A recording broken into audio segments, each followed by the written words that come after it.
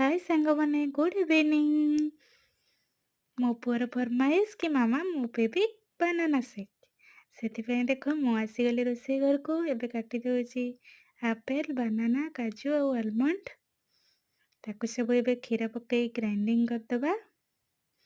ଆଉ କୋଉମାନେ ମୋ ଭିଡ଼ିଓ ଦେଖୁଛନ୍ତି ଆଉ ସେମାନଙ୍କୁ ଭଲ ଲାଗୁଛି ସେମାନେ ନିଶ୍ଚିନ୍ତ ମୋତେ କମେଣ୍ଟ ଦ୍ୱାରା ଜଣାଇବେ। ଦେଖନ୍ତୁ ଏବେ ମୋ ପୁଅ ଭିଡ଼ିଓ ବନେଇ ଦେଉଛି। ମୁଁ ତା ପାଇଁ ଏବେ ଗ୍ଲାସ୍ ସଜାଡ଼ି ଦେଉଛି।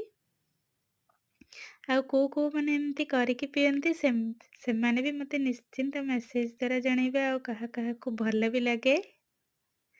ଦେଖନ୍ତୁ ଏବେ ମୁଁ ମୋ ପାଇଁ ଗ୍ଲାସ୍ ରେଡ଼ି କରିଦେଉଛି।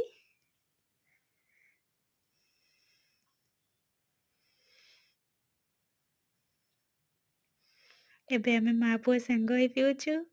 ରହିଲୁ, ବାଏ, ଜୟ ଜଗନ୍ନାଥ।